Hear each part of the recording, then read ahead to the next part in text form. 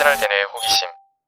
서유기에서 삼장법사의 고기가 요괴들에게 불사의 음식으로 알려져 있다는 사실 알고 계셨나요? 왜 요괴들은 삼장법사를 잡아먹으려고 했을까요? 정말 삼장법사의 고기를 먹으면 영생을 얻을 수 있을까요? 오늘은 서유기 속 삼장법사의 고기에 얽힌 진실을 파헤쳐 보겠습니다. 끝까지 시청해주세요. 첫 번째, 삼장법사의 고기가 불사의 음식으로 불리는 이유. 서유기에서 장수하는 음식으로 유명한 건 딱 세 가지입니다. 첫째, 불로초. 둘째, 서왕모의 복숭아, 반도. 셋째, 삼장법사의 고기. 이 중에서도 삼장법사의 고기는 요괴들에게 제일 탐나는 음식이었죠. 하지만 정말 이걸 먹으면 불사가 될까요? 두 번째, 장수와 영생은 다르다. 여기서 중요한 포인트. 장수와 영생은 완전히 다릅니다. 신선이든 요괴든 결국 언젠가는 죽게 돼요. 손오공의 스승, 부처조사는 이렇게 말합니다. 네가 배운 건 신선의 도지만 결국 죽음을 피할 순 없다. 실제로 신선들도 영원히 사는 게 아니라 반도를 먹으면 365년마다 수명이 연장될 뿐 영생을 얻는 건 아닙니다. 즉, 불사의 음식이라고 해도 그냥 오래 사는 거지 영원히 사는 건 아니라는 거죠. 세 번째, 반도는 신선들만 먹을 수 있는 특권이었다. 반도는 아무나 먹을 수 있는 게 아니었어요.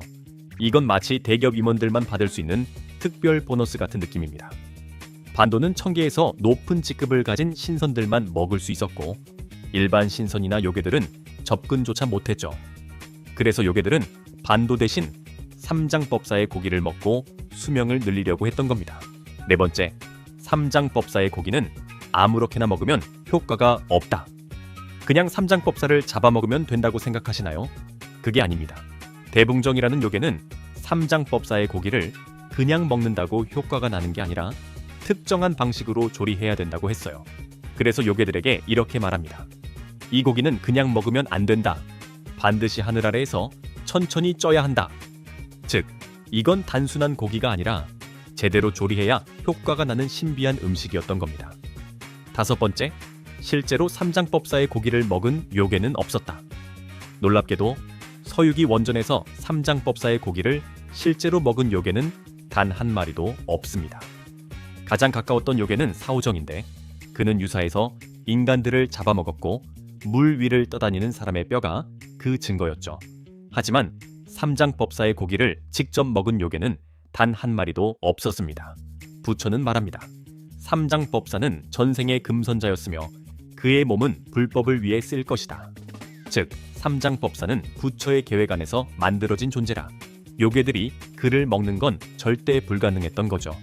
여섯 번째, 삼장법사의 고기는 불교 확장을 위한 미끼였다.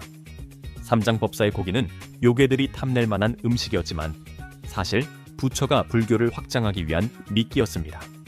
서유기의 핵심은 불경을 동쪽으로 전파하는 것이었고 삼장법사의 고기는 강한 요괴들을 불교로 끌어들이는 역할을 했습니다. 강한 요괴들을 불교로 귀의시키고 불교를 믿지 않는 나라를 개종시키며 불교를 믿지 않는 지역을 불교 세력으로 편입하는 것. 결국 삼장법사의 고기는 요괴들에게만 탐나는 게 아니라 부처의 전략적인 도구였던 거죠. 오늘 살펴본 서유기의 가장 신비로운 음식, 삼장법사의 고기. 과연 이것이 진정한 불사의 음식일까요? 아니면 부처의 정치적 도구였을까요? 여러분의 생각은 어떠신가요? 댓글로 의견을 남겨주세요. 그리고 구독과 좋아요도 잊지 마세요. 다음 영상에서 더 흥미로운 이야기로 찾아뵙겠습니다.